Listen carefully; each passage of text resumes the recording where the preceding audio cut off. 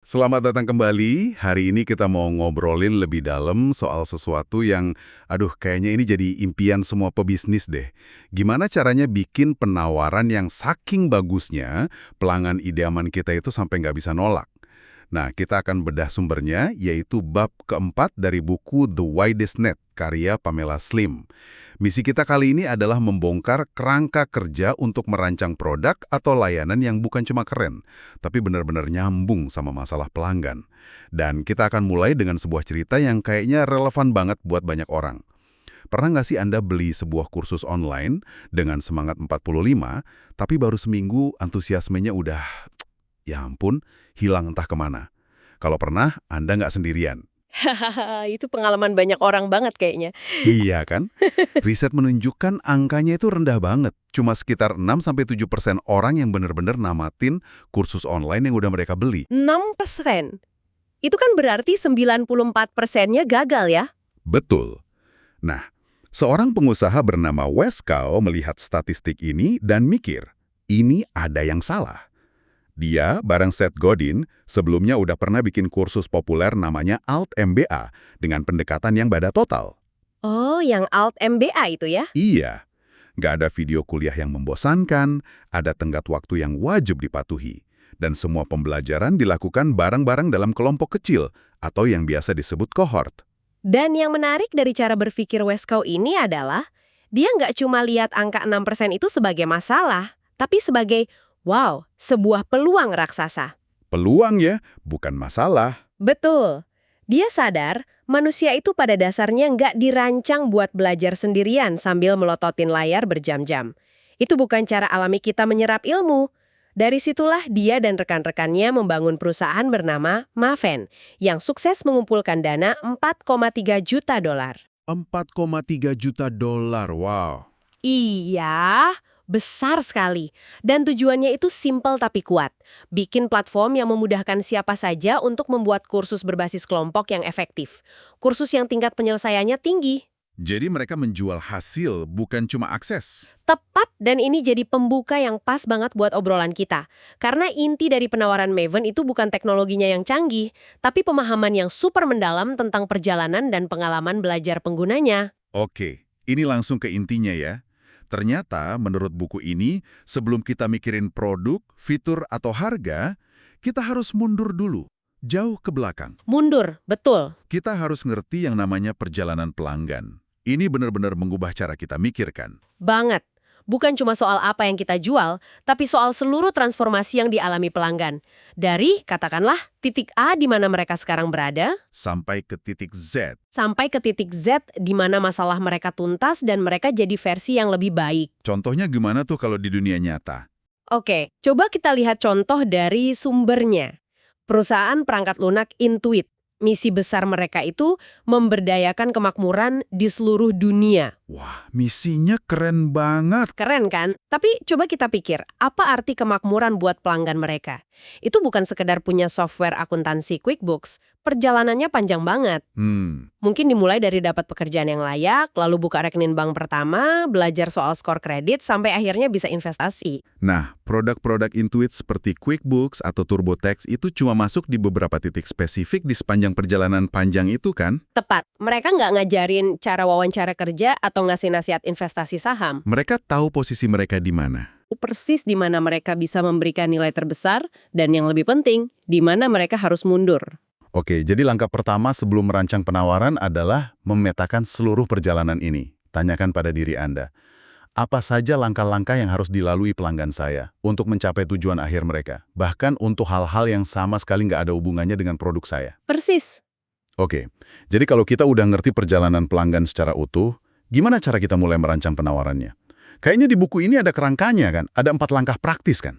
Benar. Ada proses 4 bagian yang sangat logis.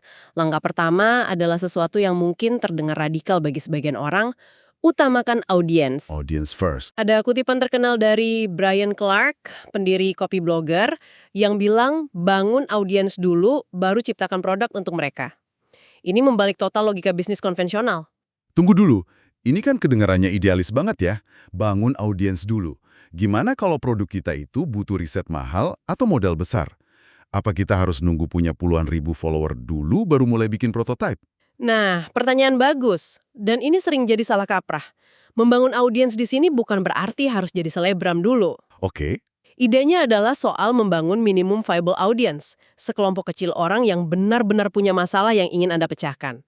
Dari situ kita bangun, minimum viable product atau MVP, MVP. versi paling dasar dari produk yang bisa menyelesaikan satu masalah spesifik mereka. Tujuannya bukan untuk langsung untung besar, tapi untuk mulai belajar secepat mungkin, langsung dari sumbernya. Jadi kita nggak buang-buang waktu dan uang untuk sesuatu yang ternyata nggak ada yang butuh. Betul sekali. Masuk akal. Jadi setelah kita punya audiens awal dan mulai memahami mereka, langkah kedua adalah mendiagnosis penghalang. Ini kedengarannya kayak dokter ya. Memang mirip, karena di tahap ini tugas kita adalah mencari tahu apa saja yang sebenarnya menghalangi mereka mencapai tujuan. Dan ini lebih dalam dari yang kita kira. Lebih dalam gimana? Buku ini membaginya jadi 4 kategori penghalang. Pertama, pengetahuan, keterampilan, atau informasi. Ini yang paling jelas, apa yang perlu mereka ketahui atau bisa lakukan. Oke. Kedua, pikiran, thoughts. Ini soal mindset, keyakinan yang membatasi, atau ketakutan yang menghambat mereka bertindak. Nah, ini yang menarik. Ketiga, alat, tools, kerangka kerja, template atau metode apa yang mereka butuhkan. Dan keempat, orang, people, siapa yang mereka butuhkan untuk membantu. Bisa jadi coach, mentor, atau komunitas yang suportif. Wah, yang soal pikiran itu menarik banget. Kayaknya banyak pebisnis yang fokusnya cuma di nomor 1 dan 3 ya. Kasih informasi dan kasih alat. Tepat sekali. Dan dari 4 ini, yang paling sering dilewatkan pebisnis itu yang nomor 2, soal pikiran atau mindset. Kenapa begitu ya? Kita itu jago banget bikin tutorial, itu kan pengetahuan. Atau ngasih template, itu alat. Tapi kita lupa kalau di kepala pelanggan kita itu mungkin ada suara yang bilang, aku nggak bakal bisa, ini terlalu susah. Aku bukan tipe orang yang bisa sukses di bidang ini. Nah, itu dia. Penawaran terbaik seringkali bukan cuma ngasih solusi teknis, tapi juga ngasih mereka keyakinan dan keberanian untuk melangkah. Jadi pertanyaan pentingnya untuk kita semua. Apakah penawaran Anda saat ini sudah menyentuh penghalang mental dan emosional pelanggan Anda? Tepat! Nah ini nih, bagian favorit saya di bab ini. Karena ada cara yang praktis banget untuk memulai diagnosis ini. Seorang pengusaha bernama Greg Hartle ngasih tips yang super simple. Oh, yang soal bertanya itu ya? Iya, cukup tanyakan ke pelanggan potensial Anda. Apa yang paling mengganggu Anda tentang topik masalah Anda? Misalnya, apa yang paling mengganggu Anda soal mengatur keuangan pribadi? Dan kuncinya adalah mendengarkan dengan saksama jawaban pertama mereka, lalu gali lebih dalam dengan pertanyaan sakti. Mengapa? Haha, iya. Mengapa? Misalnya mereka jawab, saya bingung harus mulai dari mama. Jangan berhenti di situ. Tanyakan, mengapa Anda merasa bingung? Oke, terus. Mungkin jawabannya karena terlalu banyak nasihat yang saling bertentangan di internet. Terus gali lagi, mengapa nasihat yang bertentangan itu membuat Anda berhenti? Mungkin jawaban akhirnya adalah karena saya takut salah langkah dan malah rugi. Nah, itu dia masalah sebenarnya. Betul. Masalahnya bukan bingung, tapi takut rugi. Ini wawasan yang harganya tak ternilai. Oke, jadi kita udah paham audiens, udah mendiagnosis penghalang mereka. Langkah ketiga ini kayaknya melegakan banget buat para solopreneur atau tim kecil. Rancang apa yang sesuai untuk Anda, serahkan sisanya. Ini adalah aha momen yang sesungguhnya. Anda tidak bisa dan tidak seharusnya menyelesaikan setiap masalah pelanggan di sepanjang perjalanan mereka. Itu resep pasti menuju burnout. Jangan jadi pahlawan kesiangan, gitu ya? Bisa dibilang begitu. Kalau kita balik lagi ke contoh Intuit, mereka sadar betul mereka jago bikin perangkat lunak, akuntansi, dan pajak. Mereka nggak mencoba jadi konsultan karir. Mereka fokus. Mereka fokus pada keahlian inti mereka. Pertanyaan strategisnya untuk Anda adalah, dari semua penghalang yang sudah Anda identifikasi, bagian mana yang benar-benar bisa Anda dan tim Anda atasi dengan kualitas terbaik? Dan bagian mana yang lebih baik diserahkan ke mitra? Sip. Dan langkah terakhir, yang keempat, adalah merekayasa pengalaman pelanggan. Istilah di bukunya kan kongruen. Ini intinya biar pelanggan nggak ngerasa kena prank gitu ya. Analogi kena prank itu pas banget. Waktu di iklan kelihatannya ramah dan premium. Pas sudah bayar, customer service-nya jutek dan balasnya lama. rasanya jadi nggak nyambung. Betul. Kongruen itu artinya setiap titik sentuh pelanggan dengan bisnis Anda harus terasa konsisten dan selaras. Mulai dari iklan yang mereka lihat, bahasa di situs web Anda, Cara jawab telepon. proses pembayaran, sampai pengalaman setelah mereka jadi pelanggan. Konsistensi ini secara bawah sadar membangun sesuatu yang sangat rapuh tapi sangat berharga. Kepercayaan. Oke, jadi kalau keempat langkah ini sudah kita lalui, artinya kita sudah punya fondasi yang kuat. Sekarang, gimana cara menerjemahkan semua pemahaman ini jadi sesuatu yang lebih konkret? Disinilah konsep corong penawaran atau offer funnel masuk. Betul. Offer funnel ini pada dasarnya adalah peta jalan untuk pelanggan Anda. Ini adalah cara kita menata produk dan komunikasi pemasaran kita secara logis yang membimbing seseorang dari yang tadinya nggak kenal sama sekali sampai jadi pelanggan setia. Dan Pamela Slim menyajikannya dalam bentuk 5 pertanyaan kunci yang perlu kita jawab ya. Benar. 5 pertanyaan. Oke, mari kita bedah satu persatu. Pertanyaan pertama, apa cara gratis untuk menarik perhatian mereka? Ini paling atas ya, di mulut corongnya. Ini puncaknya corong. Tujuannya bukan jualan, tapi cuma untuk mengangkat tangan dan bilang, "Hey, saya ada di sini dan saya paham masalah kamu." Bentuknya apa aja tuh? Bisa macam-macam. Konten di media sosial, video YouTube yang bermanfaat, artikel blog yang mendalam. Kuncinya di sini adalah memberi nilai tanpa pamrih. Anda membangun kesadaran dan otoritas. Lanjut, pertanyaan kedua. Apa yang bisa saya berikan sebagai ganti alamat email mereka? Ini klasik ya, yang biasa disebut lead magnet. Betul, tapi ini adalah langkah krusial. Seseorang memberikan alamat emailnya, itu tandanya mereka mulai percaya. Jadi apa yang kita berikan harus benar-benar berharga. Bukan cuma e-book basa-basi ya? Bukan, bisa jadi checklist yang praktis, template yang bisa langsung dipakai, atau video training singkat. Ini harus bisa menyelesaikan satu masalah kecil mereka saat itu juga. Ini tes pertama mereka untuk kita. Oke, setelah kita dapat email mereka dan membuktikan diri, masuk ke pertanyaan ketiga. Apa penawaran berbiaya rendah agar mereka bisa mencoba bekerja dengan saya? Ini kayak test drive ya? Tepat sekali. Sangat sedikit orang yang mau langsung menikah di kencan pertama. Mereka butuh cara yang berisiko rendah untuk merasakan bagaimana rasanya bekerja dengan Anda. Contohnya? Ini bisa berupa workshop singkat berbayar, sesi konsultasi awal dengan harga terjangkau, atau produk digital kecil.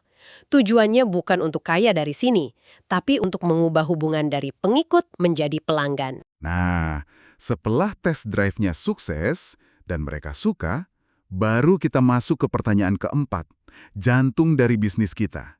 Apa penawaran utama saya? Ini adalah produk atau layanan inti Anda. Solusi paling komprehensif yang Anda tawarkan untuk memecahkan masalah utama mereka. Ini biasanya yang paling menguntungkan. Dan karena mereka sudah lewat tahap sebelumnya, proses jualannya jadi lebih mudah kan? Jauh lebih mudah. Mereka datang ke penawaran utama ini dengan kondisi sudah hangat. Mereka sudah kenal Anda, sudah percaya, dan sudah merasakan nilai dari apa yang Anda berikan. Dan terakhir, pertanyaan kelima, yang kayaknya sering dilupakan orang. Apa cara lanjutan agar mereka bisa terus bekerja dengan saya? Nah, ini adalah cara untuk memaksimalkan lifetime value dari seorang pelanggan yang sudah puas. Kalau mereka sudah suka dengan solusi utama Anda, selanjutnya apa? Oh, jadi ada kelanjutannya? Harus ada. Apakah ada program mastermind, keanggotaan atau membership, layanan berkelanjutan, atau produk level selanjutnya? Ini menunjukkan bahwa Anda memikirkan pertumbuhan jangka panjang mereka, bukan cuma transaksi sesaat. Jadi, kalau kita lihat gambaran besarnya, kelima tahap corong ini adalah wujud nyata dari pemahaman kita tentang perjalanan pelanggannya. Tepat. Kita bertemu mereka dimanapun mereka berada dengan penawaran yang pas untuk tahap kesiapan mereka. Jadi, kalau kita tarik benang merahnya, menciptakan penawaran yang tak bisa ditolak itu ternyata prosesnya panjang ya. Bukan soal trik marketing atau kata-kata manis di halaman penjualan. Sama sekali bukan. Itu semua cuma polesan di permukaan. Fondasinya adalah pemahaman yang mendalam dan empatik tentang seluruh perjalanan pelanggan Anda. Masalah mereka, impian mereka. Dan ini tentang kejujuran untuk fokus pada apa yang benar-benar jadi keahlian kita. Sambil secara sadar merancang pengalaman yang konsisten dan penuh hormat. Ini jadi nyambung banget sama cerita Weskau dan Maven di awal tadi. Mereka nggak cuma bikin platform kursus online lagi. Betul. Mereka merancang solusi untuk masalah yang lebih mendasar. Bagaimana manusia sebenarnya belajar paling efektif? Penawaran mereka begitu kuat karena mereka benar-benar paham perjalanan dan frustrasi penggunanya. Tepat. Mereka menjual hasil, yaitu kursus yang selesai dan berdampak, bukan sekedar alat. Itulah inti dari penawaran yang tak bisa ditolak. Ia berbicara langsung ke hasil akhir yang didambakan pelanggan, bukan ke fitur produk yang kita banggakan. Setelah pembahasan mendalam ini, kami ingin meninggalkan Anda dengan satu pemikiran untuk direnungkan. Sumber ini menunjukkan bahwa setelah Anda berhasil merancang penawaran yang sempurna, penawaran yang benar-benar menjawab masalah, mengatasi penghalang, dan disajikan dengan cara yang terstruktur, langkah berikutnya adalah menemukan di mana para pelanggan ini berkumpul.